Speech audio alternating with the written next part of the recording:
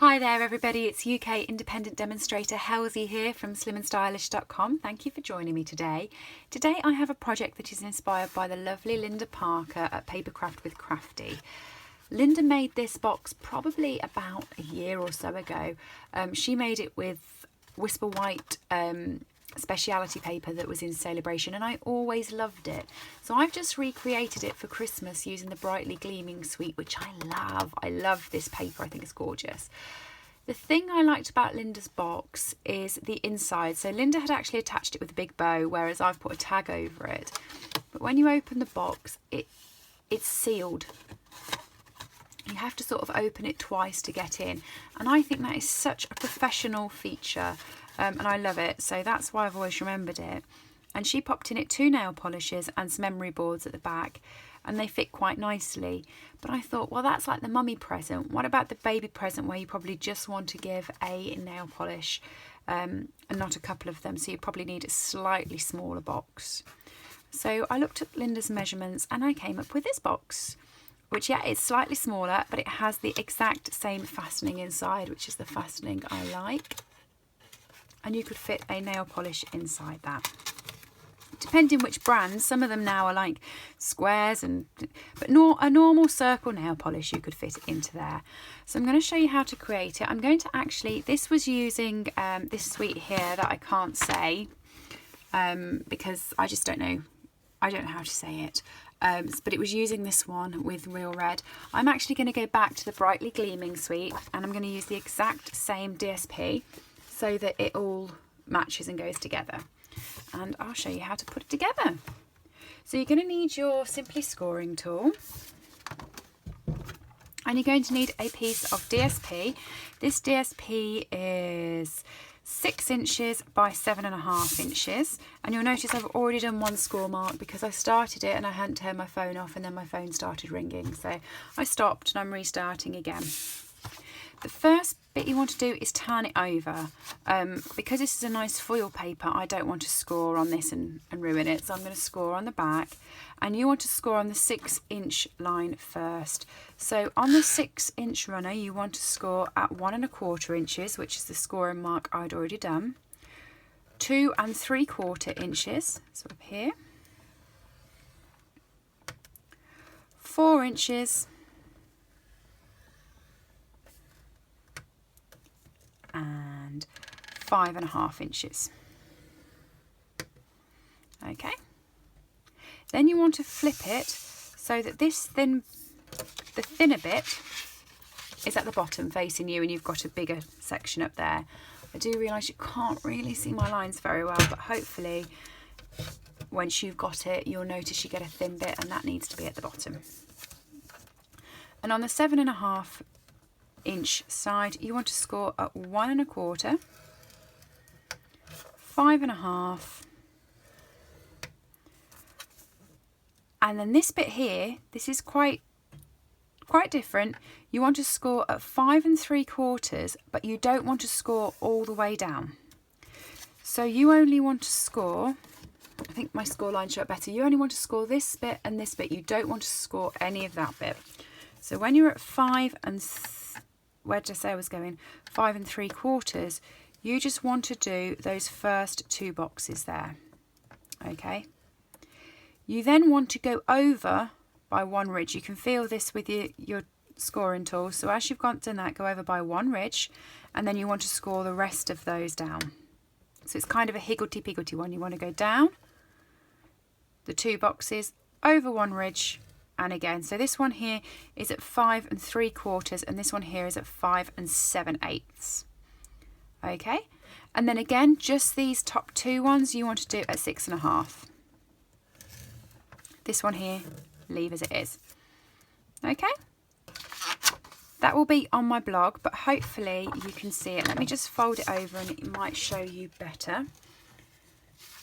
So I like doing the long score lines first. I don't think there's any right or wrong way of doing it. If there is, I don't know. I just like doing the long ones first because I then think that the paper plays ball a bit better.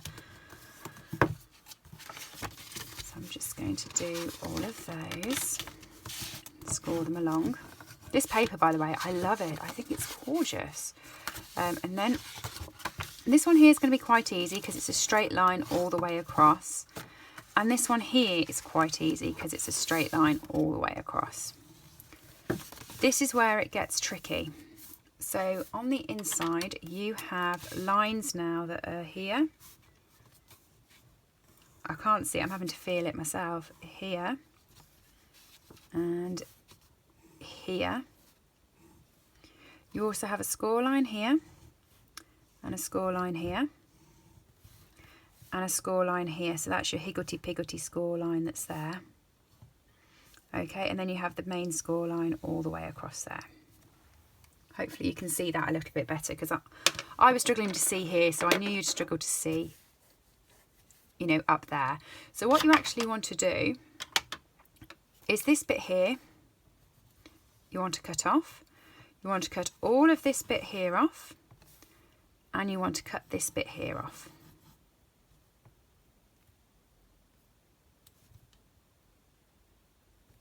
And this bit, and this bit. Okay, hopefully that's clear. So that's you want to keep up to that score line.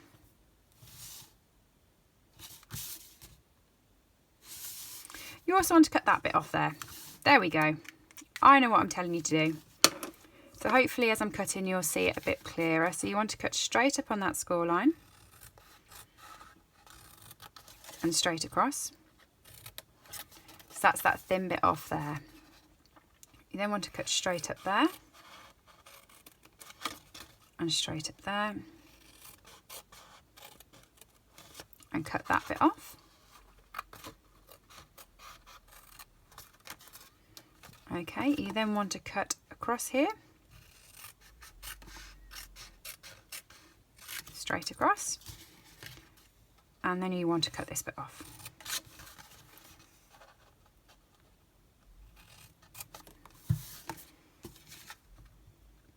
I'm just going to straighten that line up because that's a bit messy.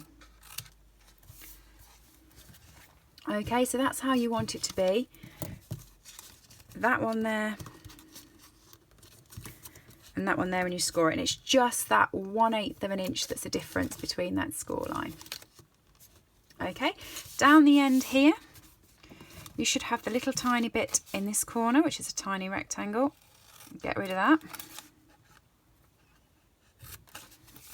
And then all of these squares are going to form the base, so just cut them all up.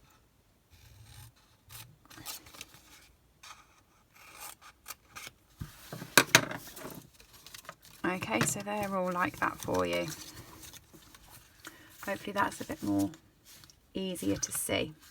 So what you want to do is you want some sticky strip.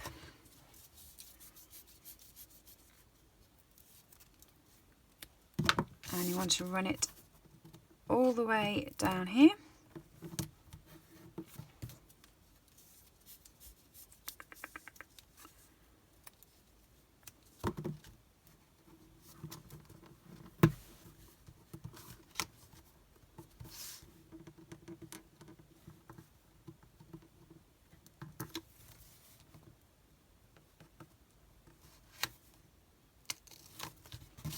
Then fold that over and meet it all together.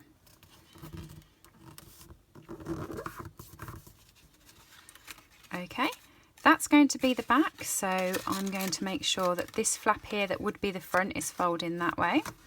And I know I've saved some adhesive on my finger for that.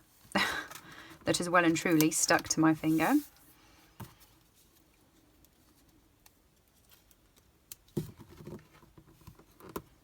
And some sticky strip along there. And stick it. And that's primarily the start of your bag. Now these two bits here, we're going to corner punch those to make them rounded. Okay, so Linda had used the old corner punch, but we don't have one of those anymore. So I'm just using the 1/2 inch circle punch. And what I'm going to do is instead of going underneath, I'm going to come in over the top and push my card through that way. It's just going to round the corner off in exactly the same way. Okay, so I'm still getting nice rounded corners, but I'm coming from the outside in. So I'm kind of backward punching in a way. from the outside. Normally you go that way, so from the top, outside in, push in and take off the corner. Rounded corners. So I'm going to pop these in together, and as you start pushing those together, just push the paper in, and this bit here folds into there like that, and this bit here folds over the top like that. It is so clever, isn't it? Linda, thank you so much for this. I really like this box. So that's that bit. Once I've done that, this is just flopping around. Now, as I said, Linda put a big bow on it. You could also pop a little magnet fastener in.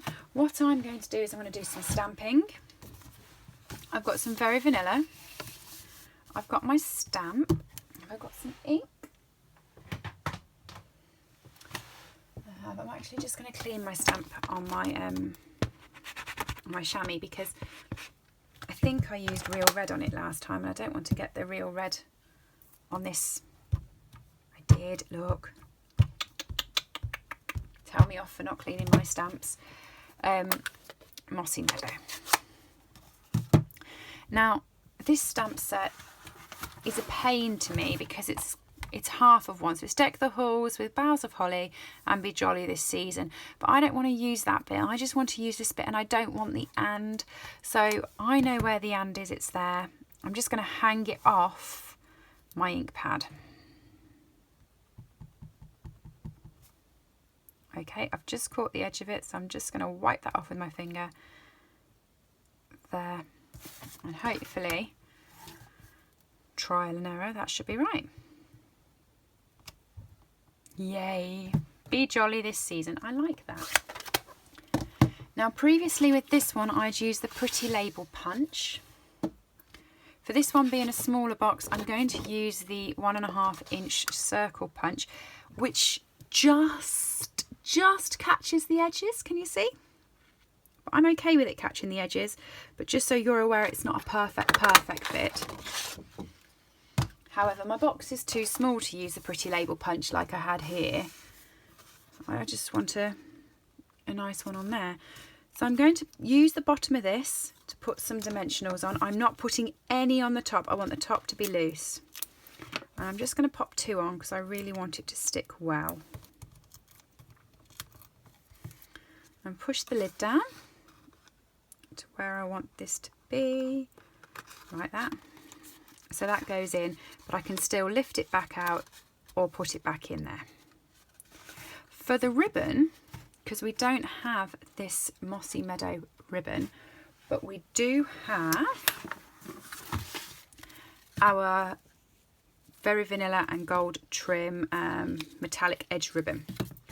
So what I'm going to do with this one is I've got some Stampin' Blends, Mossy Meadow. I've got the light and the dark, and as you can see, I've already started, but I'm just going to chop that off.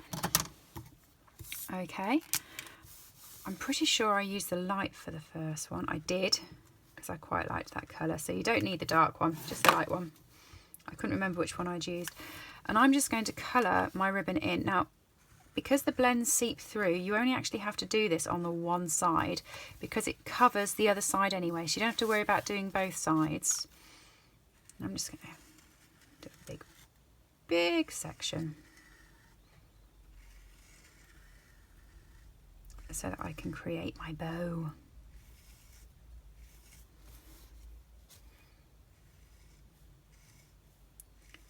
I think that's enough. If it's not, I can just colour the tail, but I think that's about enough. I'm just going to give it a couple of seconds to dry because otherwise that's going to make my hands nice and green. Have I got some scrap paper anywhere? I haven't. Oh, I'll just grab a piece out of my notepad. That will do. And I'm just going to run this over here.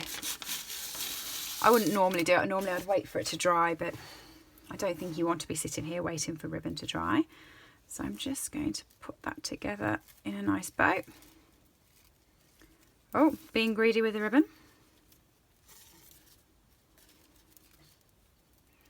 What's nice, I think, is when you colour it with the blends, the ribbon becomes quite stiff. try and get the bow in the middle, Helen.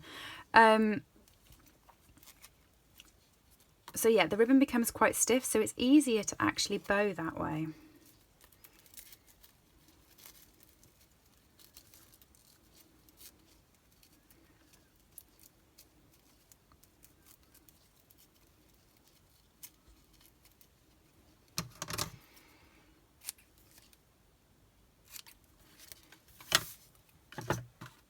And then some glue dots.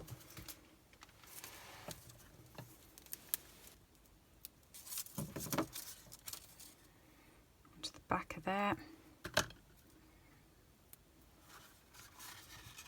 Pop it on the top. So yeah, thank you, Linda. It was a great box the first time round and it was ideal for what I wanted, but when I wanted it smaller, it was so simple just to take the measurements down and get the same style box, and you can still open it, but it's sealed up there. Love it. All the measurements and everything will be going on my blog for both the bigger box and the smaller box, so head over to slimandstylish.com to take a look. And if you like this sweater or anything that you've seen in this video, you can purchase it from my website slimandstylish.com. Make sure you use the hostess code when you click on buy and pop it in your cart, because then you get a special thank you gift for shopping with me. Thanks for joining me, and I'll see you soon. Bye.